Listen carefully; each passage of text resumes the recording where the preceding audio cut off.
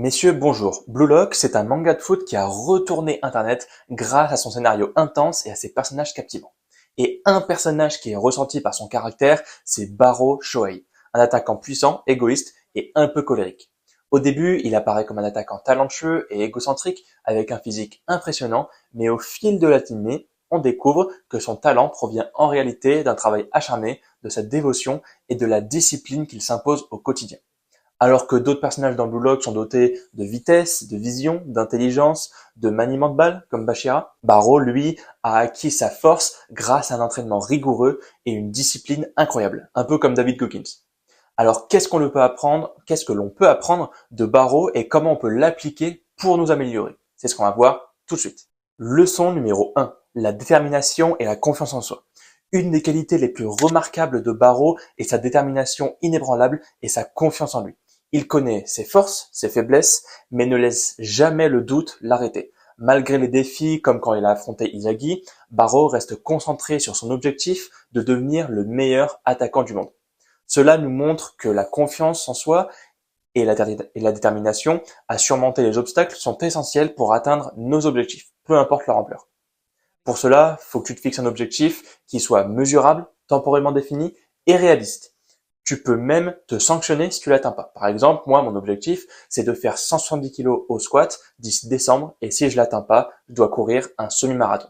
Leçon numéro 2, l'importance de la pratique. Dans Blue Lock, on voit les compétences exceptionnelles de Barrow sur le terrain.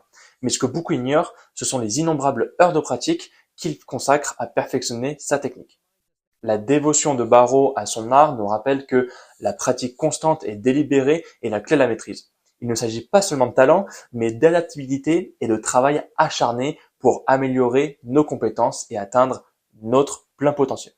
Une habitude met en moyenne 21 jours à se mettre en place, et une règle que j'adore me fixer avec moi-même et mes clients, c'est de ne jamais louper 2 jours d'une habitude quotidienne, 2 jours consécutifs. Par exemple, faire son lit ou faire des assouplissements, faut pas que tu le loupes 2 fois d'affilée. Dans le cas de l'entraînement, il n'y a pas de secret, il y a 2 étapes. Étape numéro 1, le mouvement crée le mouvement, donc va à la salle même si t'as pas envie, juste le fait de bouger te permettra d'être plus motivé. Étape numéro 2, il faut que tu aies un plan d'action, soit par tes propres moyens, mais ça sera plus long, ou fait par un coach comme moi. Leçon numéro 3, l'adaptabilité et l'apprentissage par l'échec. Tout au long de Blue Lock, Barrow rencontre des échecs, mais il ne les laisse jamais le définir. Lorsqu'Izagi l'a utilisé comme appât pour marquer un but, son ego en a pris un bon coup. Mais il n'a pas abandonné, Barrow a compris ce qui se passerait si jamais il laissait les échecs le consommer, et au lieu de ça, il a utilisé la peur de ne pas devenir le meilleur attaquant du monde comme opportunité d'apprendre, de s'adapter et de grandir.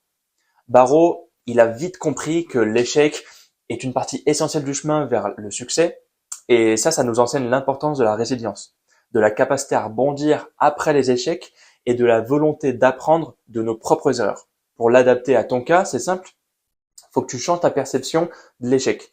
Il faut que tu sois même content d'échouer parce que si t'es pas fou, tu vas trouver un moyen plus simple de ne pas refaire cette erreur et de faire cette chose correctement et donc d'apprendre de la situation. La leçon numéro 4, c'est qu'il faut que tu acceptes ton unicité, ta différence.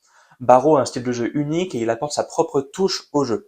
Il ne se conforme pas aux normes traditionnelles et il ose être différent et ça nous encourage à accepter notre propre unicité, à célébrer ce que nous sommes et à exprimer de manière authentique tout ce que nous faisons. Donc il faut que tu acceptes ta différence et qu'il faut que tu en fasses surtout une force. La leçon numéro 5, c'est la discipline. En même temps, c'est le sujet principal de la vidéo. Nous avons tous entendu dire que la discipline était un facteur clé du succès. La motivation est un sentiment qui fluctue et qu'il soit présent ou non, la discipline est bien plus importante. Faire la même activité encore et encore peut sembler ennuyeux, mais il est préférable de ne pas dépendre uniquement de la motivation. La motivation, c'est comme un carburant rapide qui s'épuise rapidement. Tandis que la discipline, bien que ça soit difficile à maintenir, ça mène à des résultats significatifs sur le long terme.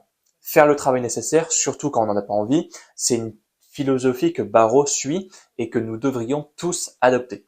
Il nettoie sa chambre, fait son lit. D'ailleurs, tu devrais commencer par ça si tu veux construire une base de discipline. Il fait toute sa routine d'échauffement avant chaque entraînement, se coucher tôt à la même heure. C'est ce qu'il fait à chaque fois.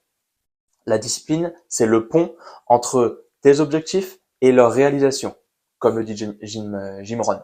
Et une leçon bonus, parce que ça me semblait important d'en parler, c'est ton environnement. Barreau, il n'a pas beaucoup d'amis parce qu'il n'a pas envie qu'il soit distrait par des personnes qui n'ont pas les mêmes ambitions que lui. Pour toi, ton environnement, il joue un rôle primordial pour acquérir une meilleure discipline. Que ce soit tes amis, tes parents, ta chambre, tes activités, tout doit te rappeler ton objectif et si ton environnement n'est pas en adéquation avec tes ambitions, il faut que tu t'en sépares ou que tu limites les contacts. Alors accroche ton objectif un peu partout chez toi, affiche un poster du personnage à qui tu veux ressembler pour ne pas le perdre de vue. Shohei Barreau peut être égoïste avec un grand ego et des problèmes de colère, mais nous pouvons beaucoup apprendre de lui. Surtout puisque nos actions détermineront notre avenir. Gotta get it, homie, gotta move it.